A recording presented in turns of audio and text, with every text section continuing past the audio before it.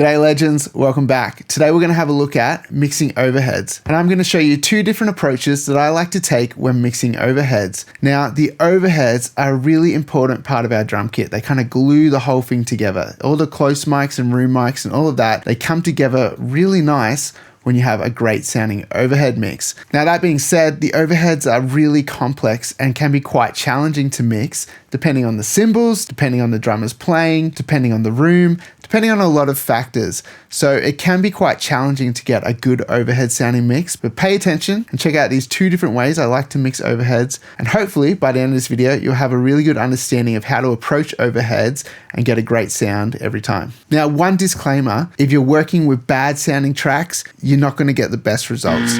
So make sure you have a good drummer, a good sounding room, good sounding microphones. Do not use B8 Sabians. Just stay away from those cheap cymbals. If someone brings in cheap cymbals, just pull up Superior Drummer, because you're going to pretty much be wasting your time tracking drums with bad sounding cymbals. And that's not even a joke. To me, cymbals are more important than the shells. So you can trigger shells, but you can't trigger cymbals. So make sure you've got good cymbals. Now let's have a quick listen to this track and I'll show you my two approaches to overhead mixing.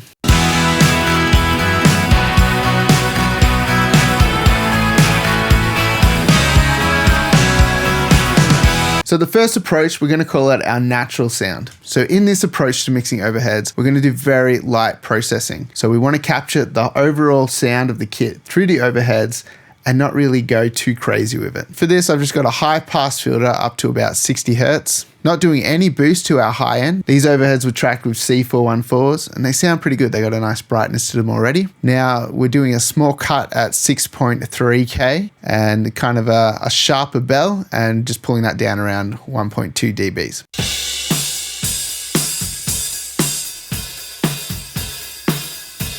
So we're just pulling a little bit of harshness out of the upper mids there. Now doing a little boost around 2.5K. So this is just to add a little bit of like knock back to the snare drum.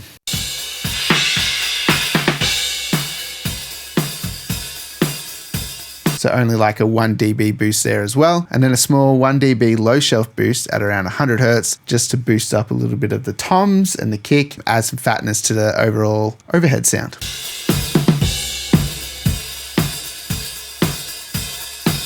And we're not really doing any compression. This is just set to 2:1 with a fast release, but it's not really reacting, you can see.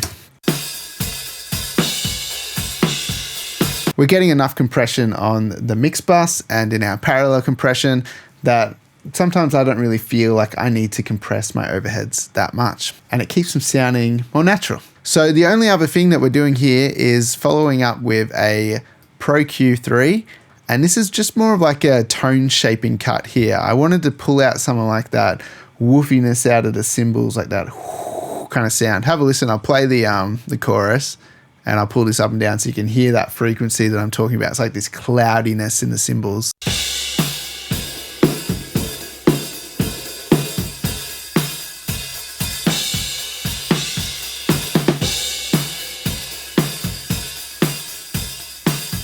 It just cleans the sound up nicely, takes a bit of that muddiness out, and it makes room for the other instruments that are going to be occupying that space. Let's have a listen to it in the context of the drum mix, bypass it, and see how it sounds.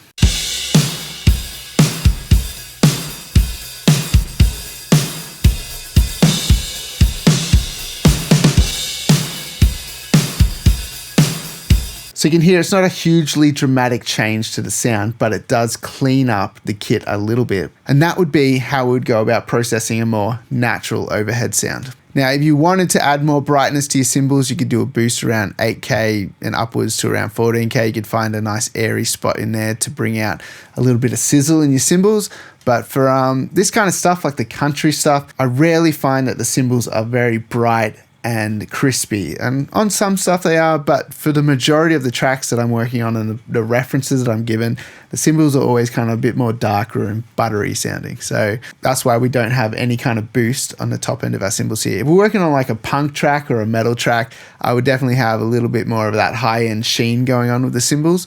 But for this song, we're just keeping it kind of more natural and warm sounding. So that's approach 1. Let's have a look at approach 2 to overheads. Let's say that our overheads sound too full and we want to just like thin them out a little bit and make room for all those close mics and the room mics, and we just need to create more space in the mix. So we could approach our overheads a little bit more aggressively. I've set up a second mix here, and have a listen to this one.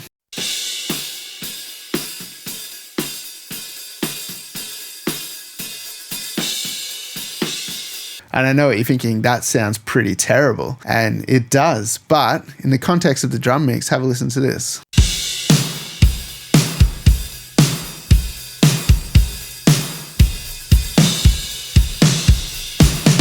It sounds good still. So all we're doing here is a high pass filter all the way up to about 300 Hertz.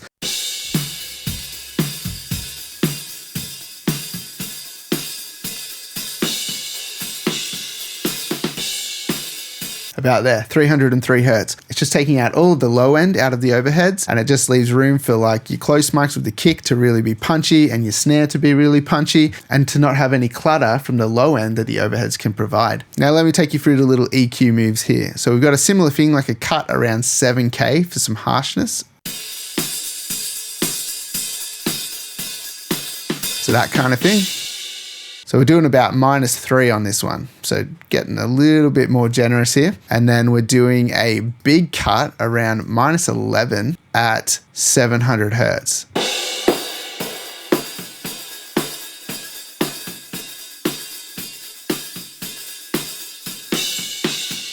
Yeah, even around -10 sounds good. That's just cleaning up that low mid woofiness, that kind of sound that we're gonna have left over from cutting it. Now we're just left with more of the airy top end of the cymbals. And in the mix, this sounds pretty solid. So let's have a listen to what it sounds like with everything going on.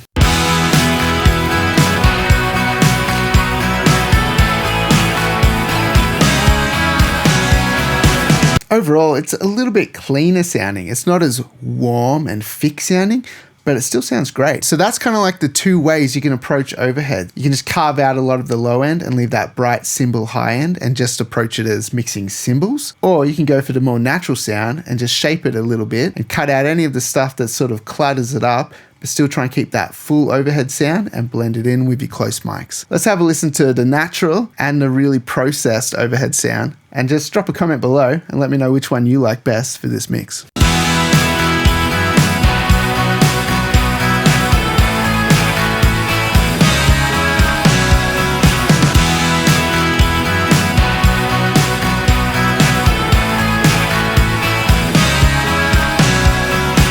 And just remember, the choice of cymbals and the drummer and all of those aspects add to making this so much easier for you. Thanks for watching, guys. Make sure you hit that like button and subscribe to the channel. Make sure you stick around and check out the next video where I show you how to get the perfect snare EQ.